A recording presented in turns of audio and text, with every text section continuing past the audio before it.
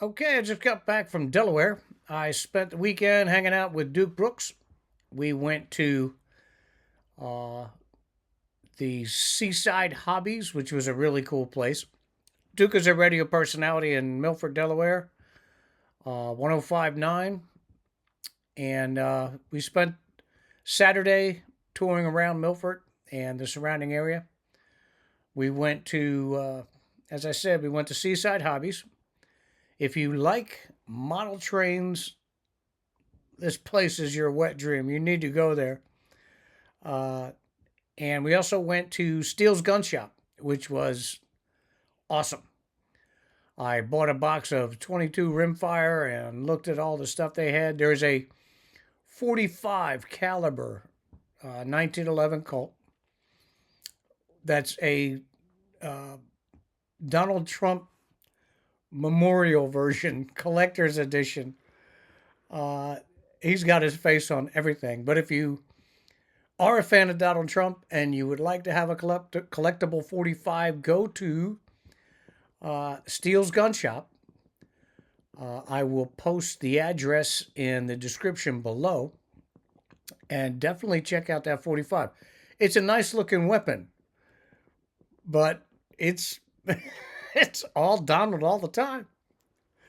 Anyway, I'm working on some other outside projects. So for the next few episodes, we will be doing some best ofs. I think the first one's going to be fun. It's going to be Ron's first appearance before there was even a Cori show. This was an appearance he made prior to the Eagles' last Super Bowl. And I'll dig some other stuff up. Maybe I'll do a snippets piece, all our best stuff, going back over a year and a half. Actually, that's going to be the 48th episode when I get to that. So we're damn close to 50 episodes for the Cori show. God, it must be 200 or 300 of the P4B in general. So enjoy this piece, and I'll be back with you in a few days, and I will try to get that soundtrack from the radio show that I did with Duke. That'll come up as an audio whenever we get that back from the station. That's something that Duke and I have no control over. Nothing happens. There's no accountability. So I think they'll just hope this story never reemerges. And if it does, they'll lie their way through it. And then when the truth comes out, they'll talk about how we're making changes internally. Yeah, well, I think it's very interesting that, boy, talk about a story that was swept under the carpet. After that first day, and it took them another issue. It took them a day to find the thing, which is, to me, is incredible. They're going to be able to find that in 10 minutes. Where was it? It crashed in just outside of Myrtle Beach, South Carolina. Right where the balloon went down. Well, it's funny you say that. Right in that same general area. Yes, absolutely. Yeah. Isn't that interesting? Yeah. What a coinkydink.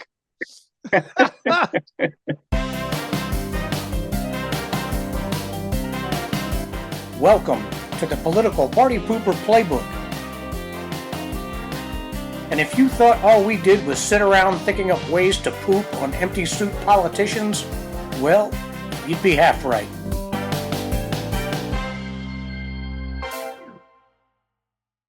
Okay, this is indeed the P4B. I am your host with a face for radio and a voice for newsprint. We're going to start with some bad news. Sam is not here. We were hoping to get Sam from Sam Peebles from the Braves dugout back for pre-playoffs. But he won't be available for 3 weeks. So we're going to go ahead and try to get him back in 3 weeks' time. He's a great guest. I was really disappointed when he said he couldn't make it, but he's a great guest to have. So we'll bring him back. Ron Cori will be here with us today. So that's always a good show. He is definitely the most popular guest we have. We're going to be talking the Phillies. We're going to be talking Eagles. We're going to do a little talk about the debate, and we'll see where it goes from here. Okay, so Ron's with us now. As I said, unfortunately, Sam's not going to be here, which kind of sucks because he's a good guy. Maybe he's afraid of us. Yeah, it could be. It could be. He'll get canceled for being on a P4B. You know, probably not the first time. I know. Trisha's never coming back. Yeah. uh, I think she was brave for coming on here when considering the work she does. Right. Oh, Uh, absolutely. but hey, you take them where you can get them. Right. But we will have Sam back probably in the next few weeks. If the Phillies last that long, Or the Braves. or the I'll Braves. flip, That's flip right. that around. That's right. Although I don't have too much doubt there. Well, they've lumped a little bit before, so we'll see what happens. I mean, they have a hell of a team. They would have to pull a major lump for that not to happen, but we'll see. Yeah. And again, like we talked about last time, it's a long season. Now, interesting. Yeah, I'm sorry. Go ahead. I was going to say the Braves won 7 out of 10 this year, but that being said, the Phillies have won the last series. The Phillies won 2 out of the last 3, so they may be in their heads a little bit. We'll see. Yeah, I was going to ask you about that. Didn't we just split with them? Actually, no, better than split. 2 out of 3. Yeah, good, outstanding. So, Phillies are in the playoffs again. Yeah. Early on in the year, we wouldn't have believed that, but they certainly turned it around. It was a strange year. It's almost like I don't know, roller coaster. I mean, they tanked, they came up, they tanked, they came. And the interesting thing is, if you track them all year long, it was kind of like they win 4 games, they lose 5 games. They win 3 games, they lose 2 games. It was like a roller coaster up until about what month are we in now? Up until maybe August 1st. And that all coincided with Trey Turner and the whole Philly thing where they gave him the standing ovation and turned it around.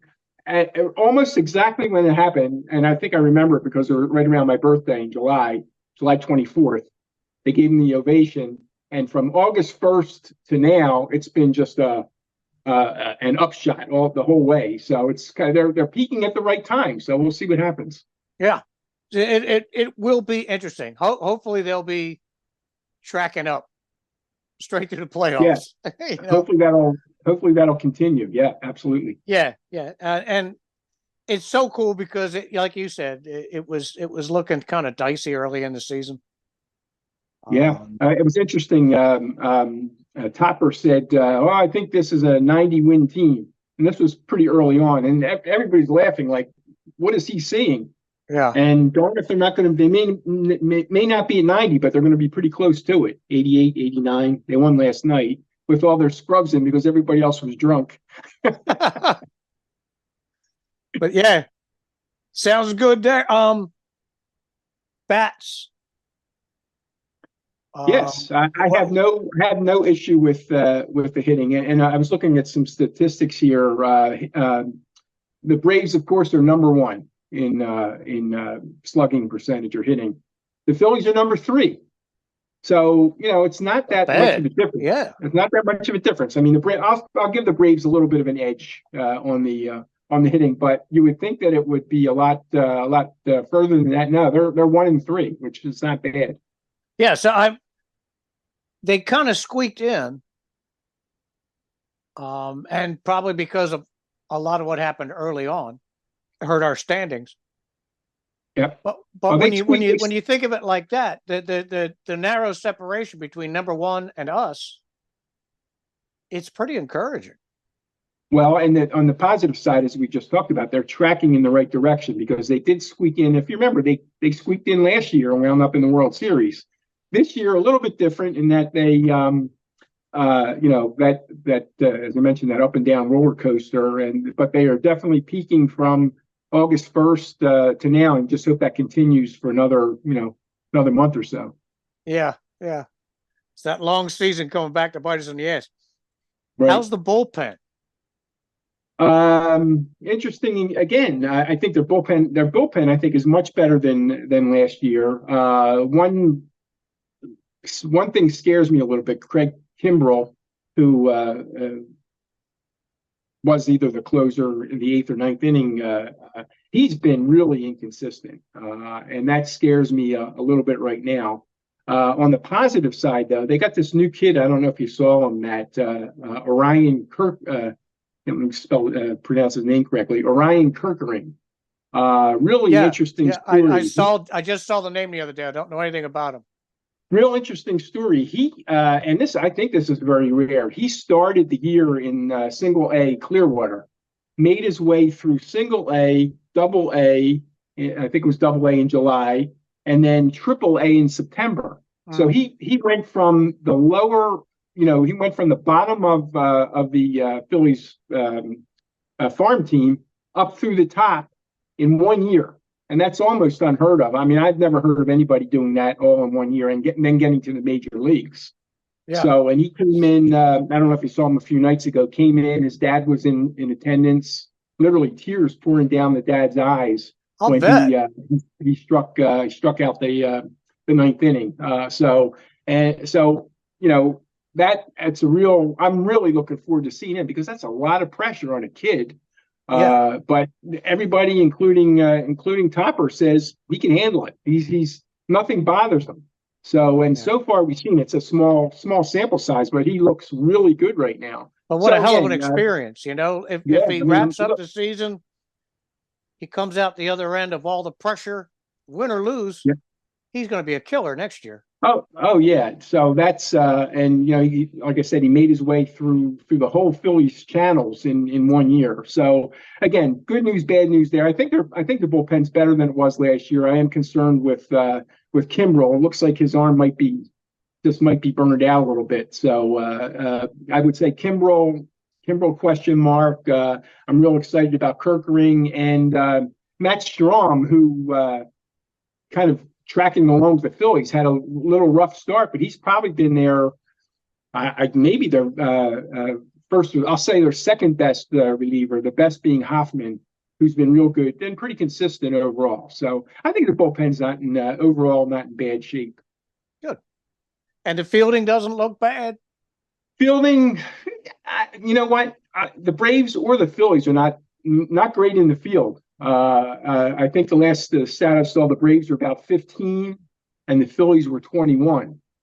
So they're both middle of the pack in the fielding, but when you're not fielding properly, the bats come alive. So I think that's probably true for both teams. So I would, I think the hitting, I'll give the Braves a little bit of the edge in hitting.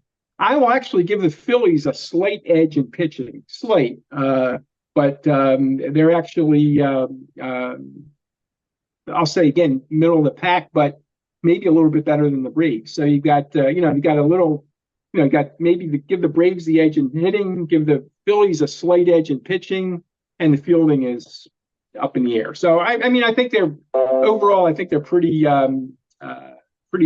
close. And it's just a matter of who is hot during that series. And again, we hope they both play, because the Phillies are obviously going to have to get there first. Mm-hmm. Who are we playing? Do we know yet? Who do we face next? We don't know yet. It most likely will be either Arizona Diamondbacks, perhaps the Cubs, and perhaps the Marlins. So we'll know over probably the next couple of days who they're playing. Mm-hmm. Cool. So could be either one of those right now.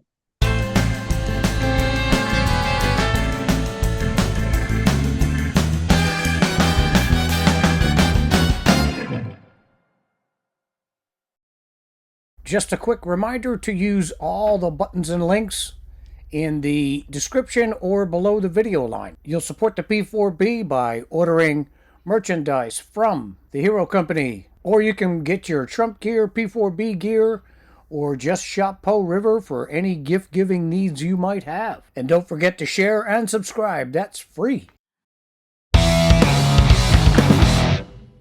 Ron and I shifted gears into discussions of the political zoo, as we tend to do. before moving on to the Eagles. Hey, 'tis the season. Of note, RFK Jr. hinted at running as an independent the day after this Raw video was in the can. Did you see the debacle last night? Which one? The debate. Oh, we're on the debate issue.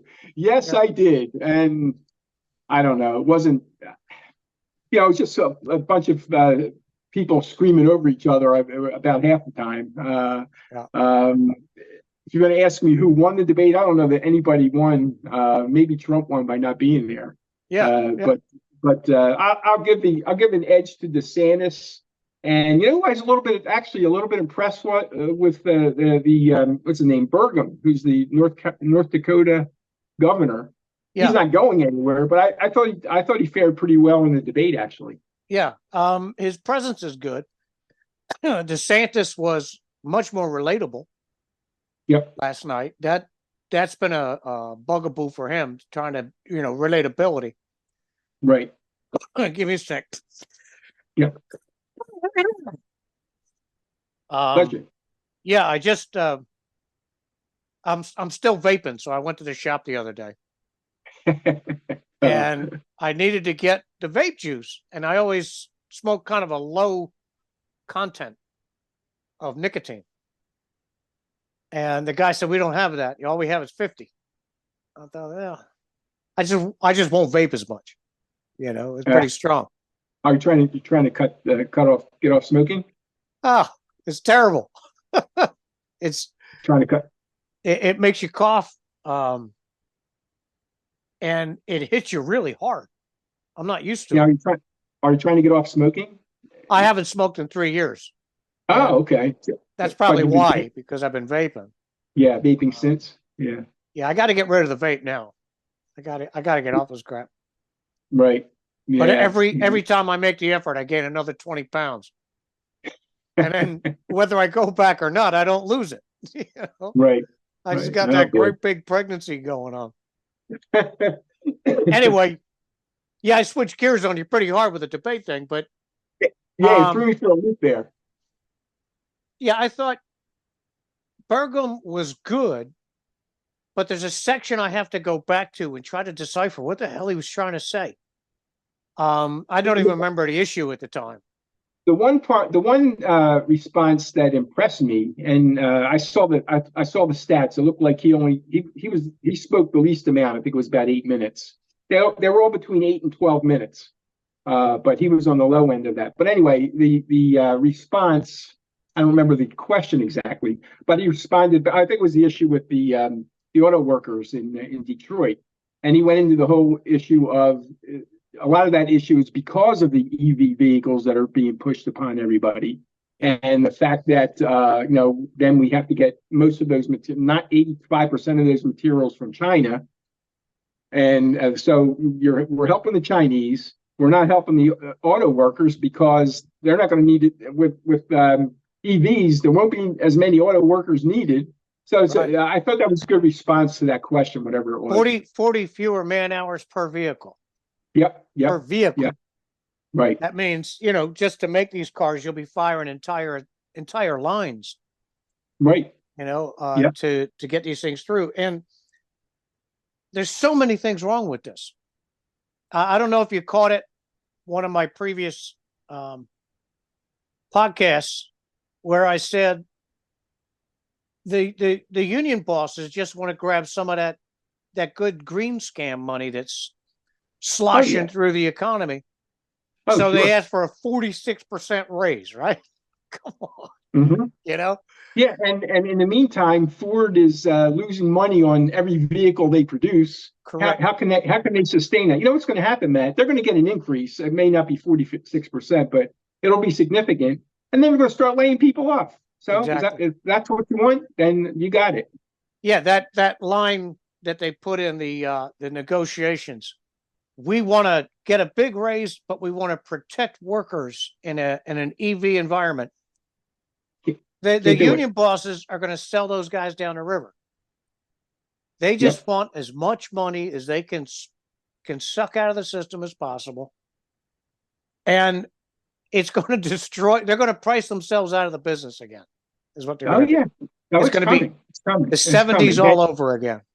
And they're pushing the EVs. This administration pushing the EVs. If you want to buy one, fine, but don't force it on me. I kind of like the hybrid. I actually kind of like the hybrid idea. I'm So do okay I. with that. I thought the hybrids are pretty cool. Don't force an EV on everybody. If you want to buy one, hey, you want to spend 70,000 for an EV? Go out and buy one. That's fine. But don't push it, and don't get rid of the gas vehicles when people want to drive Ford, Ford gas F-150s, whatever. They want the gas. They want a gas. And look, it's a revolving door. We should be energy efficient again. We're not.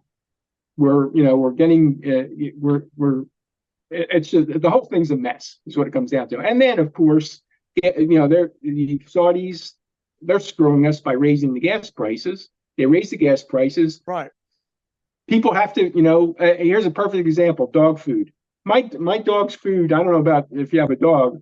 It's double what it was a few years ago. Well, reason being, they got to haul the dog food in the trucks. They're paying more for gas, and in the meantime, everybody's paying more for everything. Yeah, and the processing and the ingredients are more expensive. Everything's more expensive. Yep. Absolutely. It's a self-licking ice cream cone, and the unions are going to get themselves behind the eight ball. And the cars are not going to be a success. They wouldn't sell right now if it wasn't for the subsidies and the tax breaks, and they wouldn't be built right now if it wasn't for front end subsidies for the builders. It's not the time. It's not the time. I do a lot of driving. I drive between here and the Philadelphia area. You think I want to stop halfway and plug in? No, I'm not interested in that. Forget it. Someday, if you can get 600 or 800 miles on an EV, maybe I'll think about it. But the prices have to come down too at the same time. Yeah, it's total nonsense. I will go, like you said.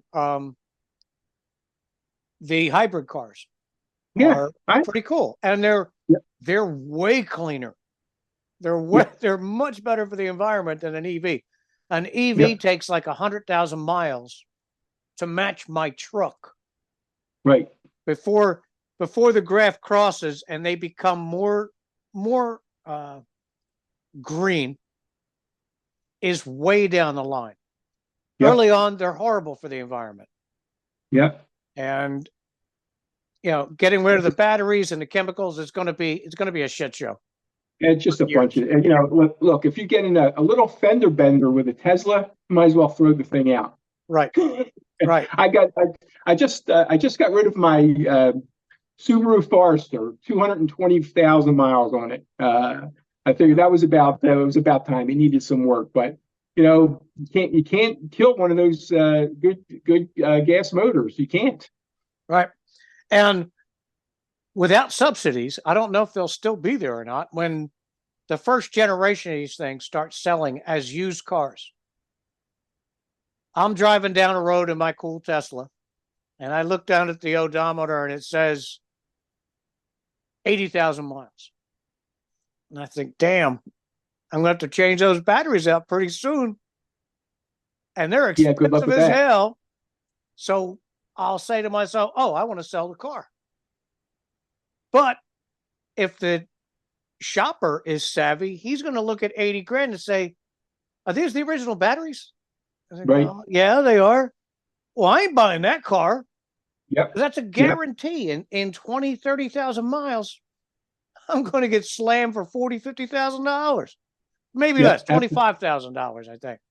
Yeah, I think I sold 25,000 for battery replacement. I think I just did see that recently.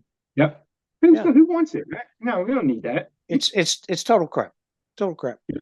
Yep. But anyway, I don't think anybody moved the needle last night. I agree. Who do you think? You think Burgum and DeSantis actually will come out of this? To me, I thought that they fared the best in the debate. Are they going to go anywhere? Well, Burgum certainly isn't. I don't think. DeSantis, I like the guy. I'm just not sure it's his time yet. Yeah, I just don't think at the end of the week, when the polls start coming back, this is where everybody stands now. I don't think you're going to see a change. Maybe I a don't tick either. here, a tick there. Right. Nothing that's going to be substantive. No, I don't. I think so too. And short of Trump going to jail, I think the most interesting thing will be who he might select as his VP candidate. He claimed, I just heard it yesterday or this morning actually, that there's nobody on that podium that he's interested in. Now I don't know if he's joking or if he's serious. I don't know. He's definitely he's busting balls. Yeah. He only knows one mode. Attack and insult, attack and insult. That's Now I wasn't too impressed last night. I wasn't too impressed with Nikki Haley, but I think if those two would shake hands, and I know they're not good friends right now. If those two would shake hands, I think that would be a pretty formidable duo. What, her and Trump? Yep. Well, yeah. Anybody who aligns himself with Trump, if they're popular in the field right now, they become unbeatable in the primaries. Right. And I wrote substantially about the next election, predictions about ballot dumpsters and ballot harvesting and ballot grooming. That's the only way they beat Trump. Yep. And they've got to do it. They've got to do it on a grand scale. There is no way. There's no way this guy, if it's still Biden, next November, there's no way. It won't be Biden. I don't think so either. No. Biden will be a guess. My guess is that right around convention time, Biden's going to drop out, claiming that he, healthy reasons, whatever he chooses. He's going to pardon his son, and God forbid, because I think she could win. Guess whose hand goes up at the convention? It's going to be Michelle, Hillary, glamorous Gavin. Yep. In any order. Huh? In any order. It could be Gavin, Michelle, Gavin. I don't think Hillary. Seriously, I don't. As much as she'd like to, I think her arrogance knows no bounds. Yeah, you're right. You're right. But if she's at home in her pajamas, she'll say it was stolen from her. But Michelle and Gavin wouldn't surprise me, because I don't think Biden's going to be there come convention time. Yeah, and before they get rid of him, they got to get rid of Kamala. Well, that's the conundrum that they're in right now. Right. Because nobody likes her. No. Nobody likes her. The Democrats don't like her. Nobody likes her. But do they have the guts to sweep a so-called check the boxes, whatever it might be? Do they have the guts to toss her aside? I don't know. That's a tough one for them. Yeah. No matter how it works out, it's a lose-lose situation. Yep. In terms of having to do it. Yep. Now, how would you like to be the guy that has to tell them? Yeah, that's going to be interesting. And there's no way they want her to run. And I think half the Democratic Party doesn't want Biden to run either. So. Oh no, they don't. The vast majority of the country, including the vast majority of the Dems, want him out. Yep. And like you said, it is going to go to the campaign, to go to the convention. They have to throw Robert Kennedy under the bus, even though he's not doing very well right now. Right. As it becomes more clear what's happening to Biden, Kennedy's stock is going to go up. Mm-hmm. But it's not going to matter, because they're going to take all the super delegates and all the delegates they purchased and give them right to their replacement. Right. There will be nobody saying, "Okay, we have a new contest, a new primary." They'll throw Kennedy right under the bus. Oh, and on the other side, Matt, and I know you're down in Virginia Beach area. Don't be surprised, and I think it's a long shot, but don't be surprised if Virginia sweeps the House and the Senate in November, if they can do that. And again, it is a long shot. I would not be surprised if Youngkin throws his hat in the ring come November or December. I would be awesome. Yeah. And yeah, I think he's waiting for that. Yeah. If again, I'll give. I think it's about honestly maybe a 20-25% shot that Virginia can win the House and Senate. If they do, I think you're going to see Youngkin running. Yeah. I mean, why not? This is like Christie in 12 when he didn't run, and I said he should be running now. This is right. If Christie's going to win a primary and an election, that was his year. Mm-hmm. I liked him. Everybody liked him. And he didn't have Bridgegate yet. There wasn't a lot you could pin on him except for being really fat. And his frankness was refreshing. Well, I liked him until Bridgegate, and I also liked him until he kind of gave both puckered lips to Obama's backside. Yeah. It's one thing to be cooperative in an emergency. It's another thing to slob the guy, That was a bit much. That was a bit much. But I'm pretty active right now in Northern Virginia politics, stumping for a bunch of candidates here in the Northern Virginia area. Yeah. Segura is your guy, right? I'm sorry? Segura? No, he's not. He's a little bit. I mean, he must be out in Loudon or something. He's not exactly where I am right now. Further west. But, okay. Yeah, a little bit west of me, but. And I kind of agree, and it's the first time I've ever done it. Youngkin wants everybody to put your early ballot in, either by voting or by mail. It's the first time I've ever done it. I'm now on a registered absentee list forever here in Virginia. That's what he's asking. That just gives the Dems an opportunity to disqualify your ballot sooner. Well, you can apparently, I'll find out. You can track your ballot when it gets entered and everything. So he's trying to play the Democrats' game a little bit. We'll see whether it works or not. And I think it's pointless either way. Yeah. Yeah. You don't defeat, mail-in and early balloting and all that stuff by doing it. You just validate it, even though you're saying, "Oh, they're jerking us off with this, so we should do the same." Well, you validate it. But the problem is they want, for whatever reason, they won. I mean, I thought it was just going to be a pandemic thing where mail-ins. It's permanent now. It's permanent. So until you change parties basically, and they can change it, you have to play their game. Yeah. Yeah. Well, I'm going to vote on election day.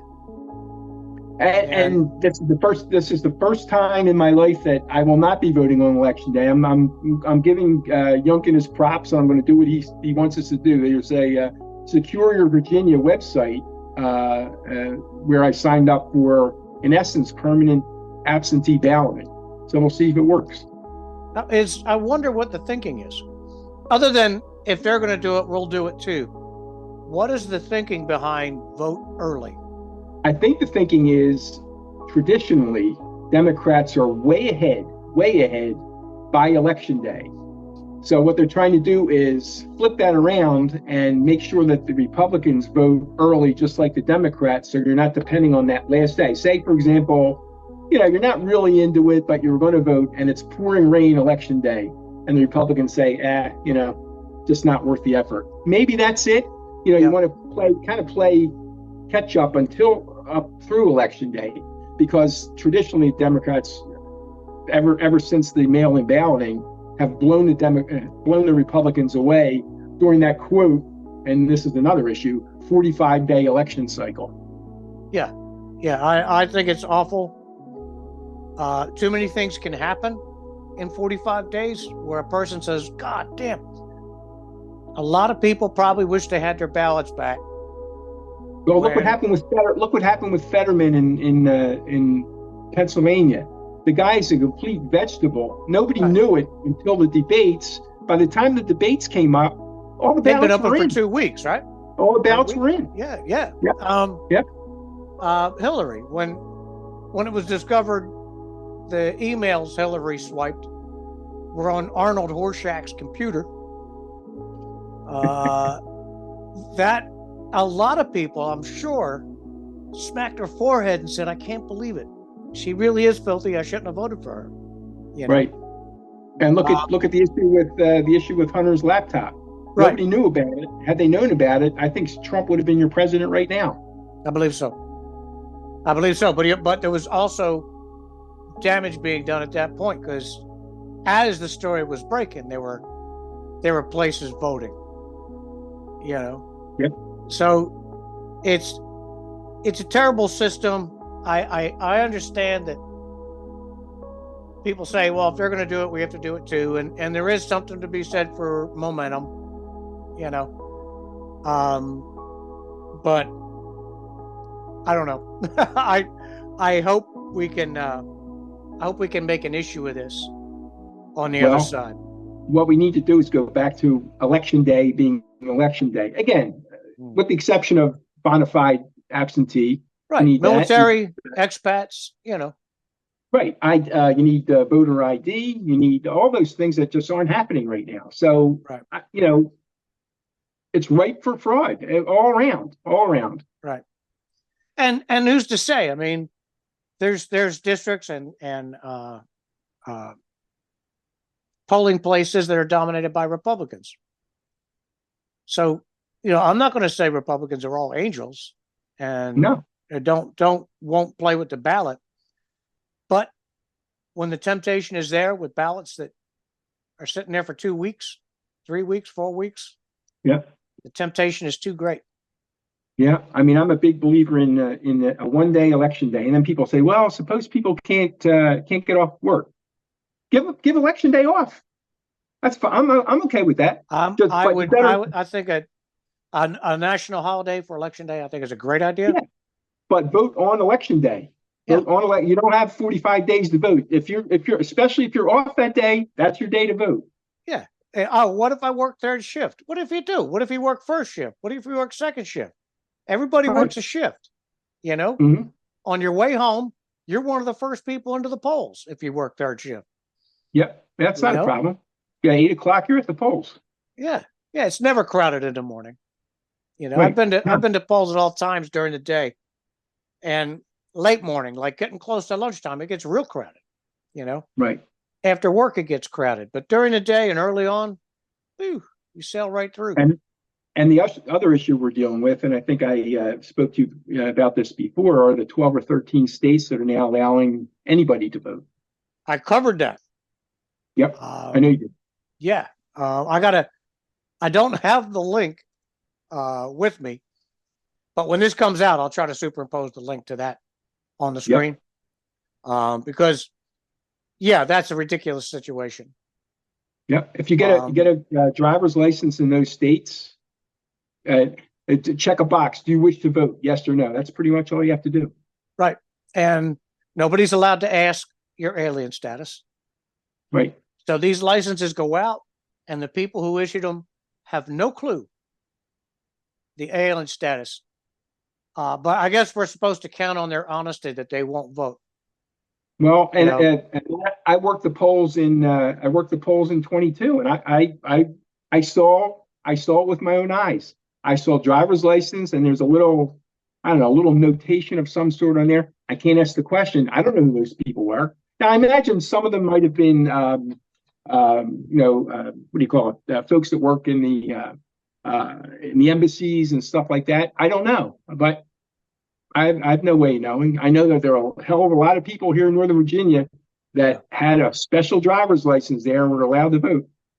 And all those people who help them when they're coming across and getting set up and teach them how to scam the system also are constantly reminding them who let them in.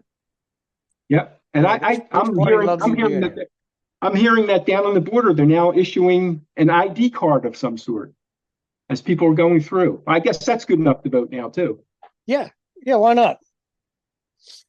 I'm trying to think if there's any other candidates of note. I think Christie was a mess, arguing with a guy who wasn't there. Christie was a joke. He was debating Trump, who wasn't even there. Right. It sounded like the mean girl talking about another girl who's not there. Yeah. and his he thought he was cool with his Donald Duck comment, which to me, it was Yeah. awful, awful. It was embarrassing. Yeah, yeah. I wasn't impressed with Nikki Haley. I was not either, and I thought she fared actually better in the first round than she did. To me, and I hate to, I'm not even going to compare the two, but another cackler, a little bit like cackler Kamala in some Yeah, respects. yeah. The I thought Vivek was he's becoming a machine gun of phrases, catchphrases. Yeah, yeah. I mean, look, I kind of like the guy, but I think he might be better suited for a finance director position or something like that, rather than a president or even a VP. Yeah, yeah. Chamber of Commerce, or Department of Commerce, Department of Yeah, yeah. Definitely State Department. No, he doesn't have the finesse for State Department. no, definitely cabinet position, but more along the lines of I don't know, commerce, education, something along those lines. If we don't dump Department of Education. Well, they've been talking about doing that for years, but nobody can seem to pull the trigger. I wouldn't mind. Well, you need enough votes, and we don't have it. Yep. I keep saying 65. The only way the things that you and I talk about ever come into fruition is 65 Senate seats for the GOP. Yep. Because you always have the Snows and the Murkowskis holding out for some gimme. Yep. Like that leaves you still with 60 veto proof. Right. And you can get things done. If we had 60 plus, we could shut down the Department of Education immediately. We can make the EPA part of Interior, take away its policing, its police capabilities, take away their guns. EPA with guns. What? Well, that's bullshit. I was a government years ago. I was a government worker, and just from what I saw, other than defense, of course, we need all the help we can get along those lines. You could literally lay off 25% of government staff, and they wouldn't skip a beat. Nope. Yep. Nope.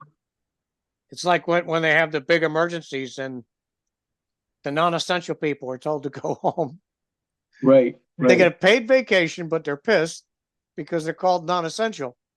Yeah. But the machine runs smooth as silk without them. And Biden's sticking to us again, because now I understand he's making it harder and harder to lay off or get rid of any federal employees. Yeah, yeah. So that's always been a problem.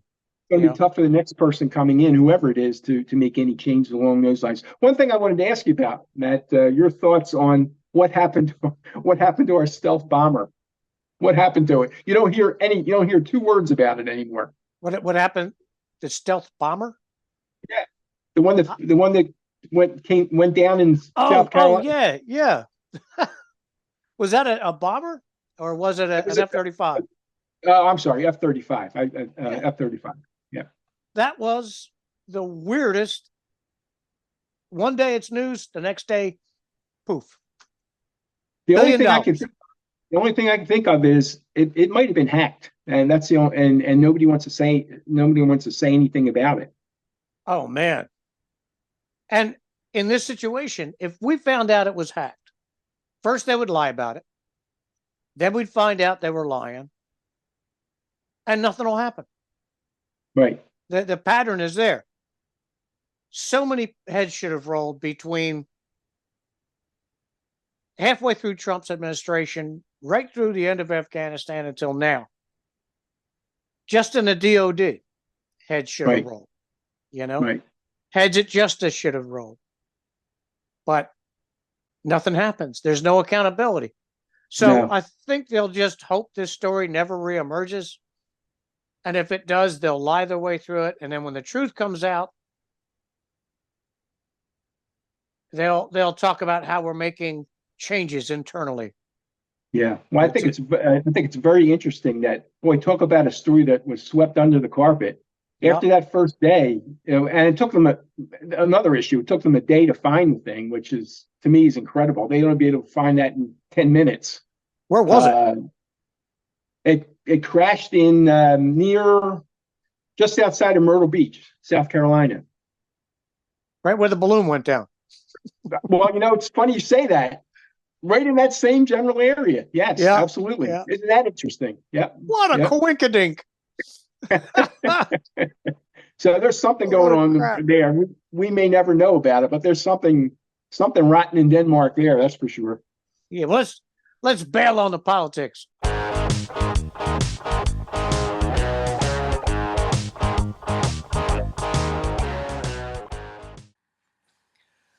Po River has started to get its first holiday orders of the season. This is smart. It's a good time to pick up some nice gifts, stocking stuffers, and gag gifts, so you can coast into the holidays relaxed and not watching the calendar so closely. You do have time right now, of course, but remember, a lot of what you see on Po River is made to order. So if you see something you like, keep that in mind. My suppliers are really good and they work really hard for you. But the closer we get to the holidays, the longer the turnaround time. I would recommend you come see us before 1 December. We look forward to hearing from you and we'll be grateful for your business. Po River supports the P4B.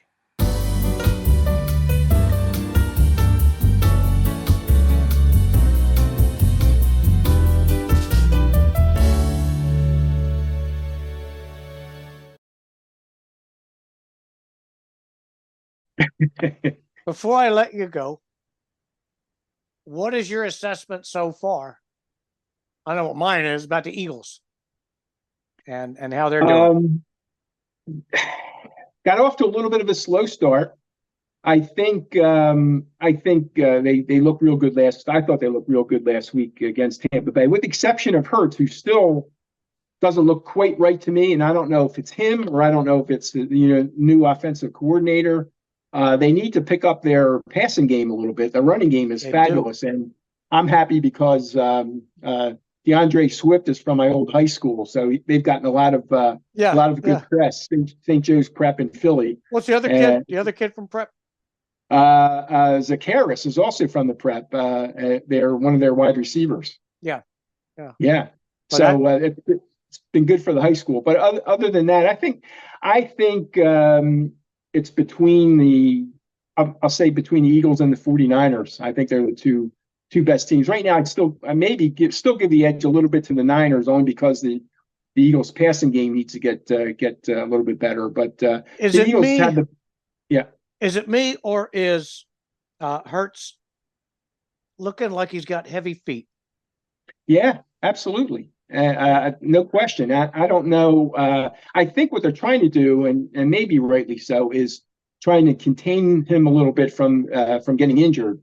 So you see him going down a little bit early, which may not be a bad idea, honestly. I just like to see him get rid of the ball a little bit quicker and get that passing game going a little bit. Even short routes and all. They seem to be just a little off right now. And again, I don't know if it's Hurts himself or if they're trying some different things to try to help him not get injured. But it's the old story, if you're trying that stuff and that's not really your game, then it becomes a little bit of a head issue. Yeah, it's like Tiger Woods changing his stroke at the top of his game. Yep. Why'd you do that? Absolutely. But I think overall they'll be good. I think they should be able to. Washington usually plays them pretty tough, but I think they are much better than the Commodores, Commanders, whatever they're calling them. The Skins. So I don't think. Yeah, I think they should win by at least a touchdown this weekend. And they have a couple of tough games ahead of them, including Miami, they won last week, won 70-20 against Denver. So Miami's coming up. The 49ers are coming up. So they got a couple. They're going to have a little tough stretch mid-year, but I think they'll be okay. Yeah, my concern with Hurts is I understand what you're saying, and you can tell he's playing a cautious game. That's fine, but when he does move, when he does scramble, it looks like he's in slow motion. I just can't put my finger on it. Right. I worry about the big payday syndrome that we talked to Sam about last time. You know, Yep. I got He my doesn't money. seem, Why should I yeah, risk everything? You know? it doesn't seem to be that type of a player, but maybe, maybe just gets in your head. I don't know. I mean, I don't know. If I would think of anybody that wouldn't be affected by that, it would be him. But Right. thus far, it looks like he kind of is, or unless it's completely unrelated. And they have it. He has another new offensive coordinator this year. Maybe they need to get in sync a little bit too. Who knows? Yeah. Yeah. Well, I hope I'm wrong. It's just the And I do pattern. The too. pattern is there. Philly gets a blue chip quarterback. Blue chip quarterback either goes down with an injury or forgets how to play football. Well, hopefully the defense can counteract because that front four right now looks pretty awesome. What do we got in the way of injuries? Phillies, Eagles. Who are we talking? Eagles.